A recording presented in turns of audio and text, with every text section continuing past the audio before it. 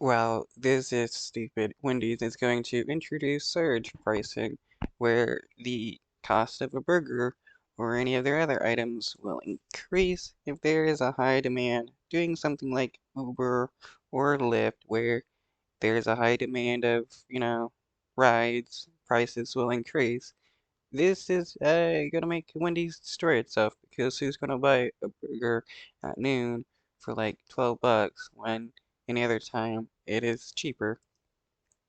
In tonight's Money Watch, the price of a burger and fries could be going up, depending on what time of day it is. That's right, fast food giant Wendy's says it will introduce surge pricing in 2025 during its busiest hours. Well, it's getting a frosty reception as CBS's Jolene Kent takes a look at the latest way companies are squeezing consumers. Tonight, food is taking a bigger bite out of shoppers' incomes, the most in 3 decades. And be prepared to shell out more. You'll never guess what we're doing to the Baconator. Wendy's announced it'll start testing dynamic pricing on digital menu boards next year, a form of surge pricing like Uber and Lyft. Artificial intelligence will suggest menu items and determine whether to raise prices based on demand, location, and time. Wendy's says, for example, it might suggest a cool frosty on a warm summer day. This will allow us to be more nimble and flexible with pricing. Why introduce So, if a bunch of people want Frosties during the summer, instead of it being like their normal dollar for their Frosties, what are they gonna do? Make it 5 bucks?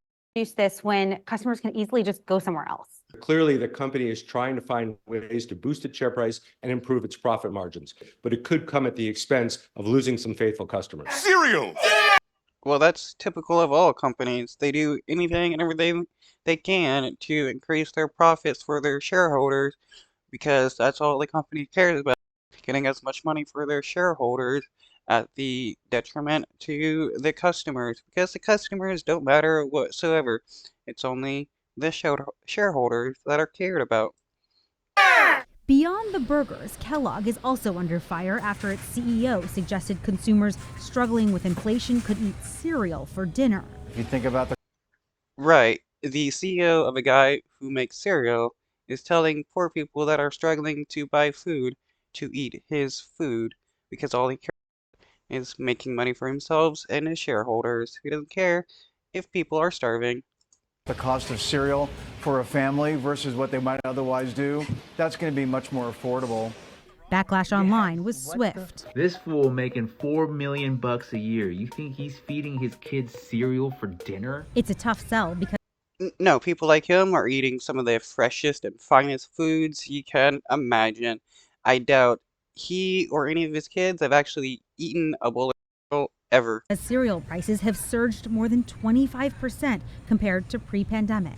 Well, it rings a little bit like the French Revolution, let them eat cereal. And it does sort of not read the room very well. Families are really struggling to afford bringing food to the table to feed everyone at the table. And now they're suggesting cereal for dinner. It just seems like he's missing the point here. What you pay for groceries continues to rise. The financial firm Moody's Analytics says that the average American right now is paying $1,200 more per year on groceries alone compared. Yeah, and wages have barely increased, yet the rise of food and everything else continues to increase. And rich people and others wonder why people are tired of the way the United States is because nobody can afford anything anymore. We can't afford houses, we can't afford food, cars. Pretty much almost everything has become unaffordable because the cost of living keeps rising while wages stay the same, and somehow 7.25 is supposed to cover everything when in reality